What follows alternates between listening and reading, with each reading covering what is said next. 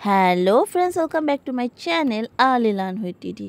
আর বন্ধুরা, আজকে আবারও নিয়ে চলে এসেছি তৃতীয় শ্রেণীর কিশোরলয়ের বইয়ের একটি গল্প নিয়ে। তো আজকের গল্পটি হলো সাথী। লেখক হলেন অবনীন্দ্রনাথ ঠাকুর। তাহলে চলো গল্পটা পড়া শুরু করি। তেপান্তর মাঠ, চারিদিকে ধুধু করছে। তার মাঝে একটি তাল গাছ, সে একলা বাড়ল। দূরে দূরে মাঠ ঘেরা বন, সেখানে লতাপাতা সব গলাগলি করে আছে দেখা যায়, ঘন নীল ছায়ার মতো। মাঠের চেয়ে বড় আকাশ, সেখানে তারা সব ঘেঁষাঘেঁষি ঝিলমিল করছে দেখা যায়। কেউ একা নেই। হাওয়া আসে, তার সঙ্গে আসে তার সাথী ফুলের গন্ধ। ঝড় আসে, তার সঙ্গে তার সাথী আসে আঁধি আর বৃষ্টি। মেঘ আসে, তার সঙ্গে আসে বিদ্যুলতা অপরূপ সুন্দরী।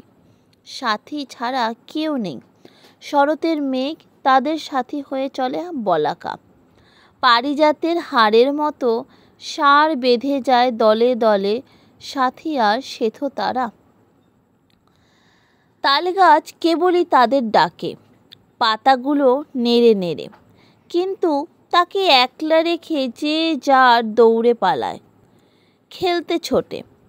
তেপান্তর মাঠে একলা গাছ নিঃশ্বাস ফেলে, বৃথা আকুপাকু করে, তাদের সঙ্গে চলতে যায়, পারে না।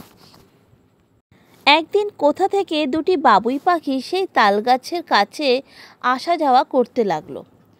পাতার ওপর বসে তারা দুটিতে মিছিমিছি কত কি বকাবকি করে। তারপর একদিন মাঠের থেকে কুটো কাটা নিয়ে তালগাছের প্রাণ যেখানে বাতাসে ঝিলমিল করে, সেইখানে চমৎকার করে তাদের সুন্দর বাসাটি বেঁধে নেয়। তালগাছ তাদের দোলা দেয় আর মনে মনে বলে, মিলল, সাথী মিলল। তারপর একদিন খেলাঘর ছেড়ে ছোট ছোট পাখি তারা একে একে উড়ে যায়। সবুজ পাতার গাথা শূন্য ভাষা নিয়ে তালগাছ দোলা দেয় আর চুপ করে কি যেন ভাবে থেকে থেকে। আর এটি অবনীন্দ্রনাথ ঠাকুরের আঁকা একটি ছবি তোমাদের জন্য রইল। তো বন্ধুরা, আজকে তো এতটুকুই থাকলো। তোমাদের একটা ছোট্ট গল্প পড়ে শোনালাম।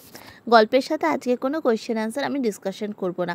কোয়েশ্চেন অ্যান্সার আমি নেক্সট দিন ডিসকাস করব। ঠিক আছে বন্ধুরা, এতটুকুই থাকলো। আবার কালকে তাহলে ঠিক সময় আমি এসে হাজির হয়ে যাব। তোমরা এটা ভালো করে গল্পটা পড়ো, আর তারপরে আমরা কোয়েশ্চেন অ্যান্সার ডিসকাস করার সময় তোমরাই আমার বলার আগে অ্যান্সার দিয়ে দেবে, তাই না? তাহলে চলো, টাটা, কালকে দেখা হচ্ছে আবার।